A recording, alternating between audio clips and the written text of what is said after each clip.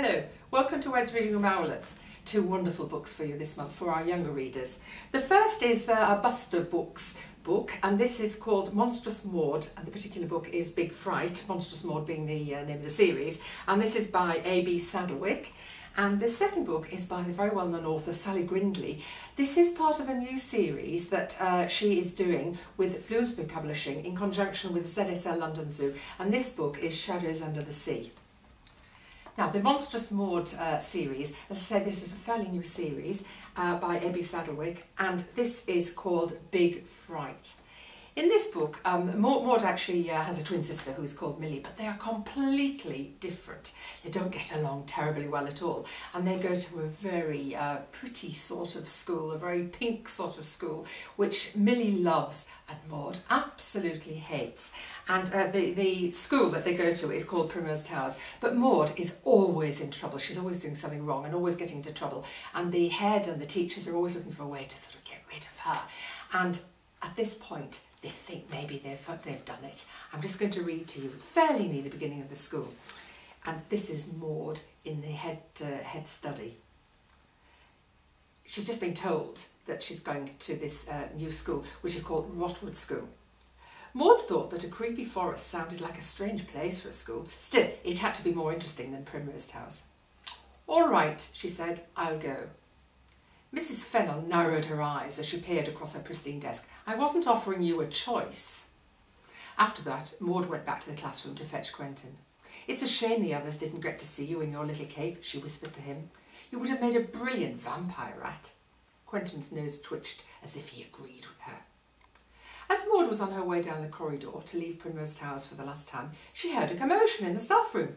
It sounded like laughing, cheering, and was that a party popper being let off?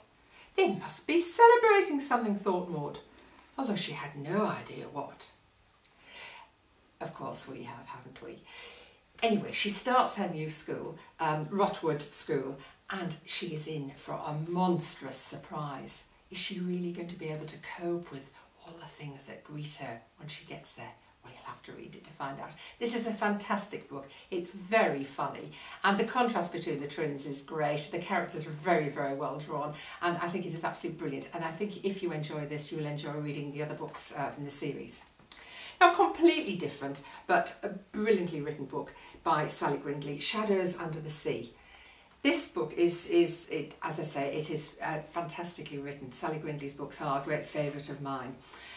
In this particular book, Joe and his sister Aisha are going with their parents well, it's their parents' work actually, but for the children it's holiday. They're going to an island in the Philippines. Their father's a photographer and their mother works with endangered species of animals. And this particular holiday, as I say, they're going to an island in the Philippines. So the children are very appreciative of this. And their father says, "Oh gosh, do you realise how lucky you are going to all these wonderful places?" And Joe does actually realise how lucky he is because his friends keep telling him. They've been to all sorts of wonderful places. Anyway, at this point in the story, I'm going to read a little bit. They've arrived where they're staying. They haven't got down to much of the work yet, but Joe is just wondering what sort of adventures lie ahead.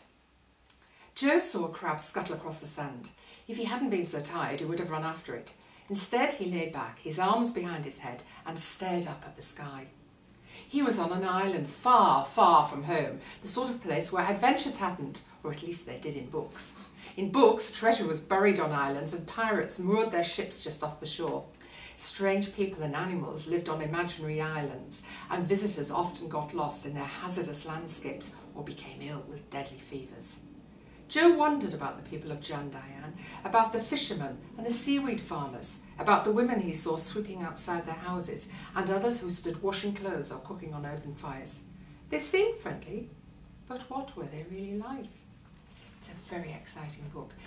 His parents are actually working there to do with the seahorses, of course, from the picture you may have seen, Shadows Under the Sea, and the endangered species. And the children are very, very interested in finding out about the seahorses, as well as enjoying all the other things on the island. And I think you too will also enjoy finding out all sorts of things about these wonderful creatures. I do hope you enjoy these books, and I hope you enjoy the fun activities that I've written to accompany the books.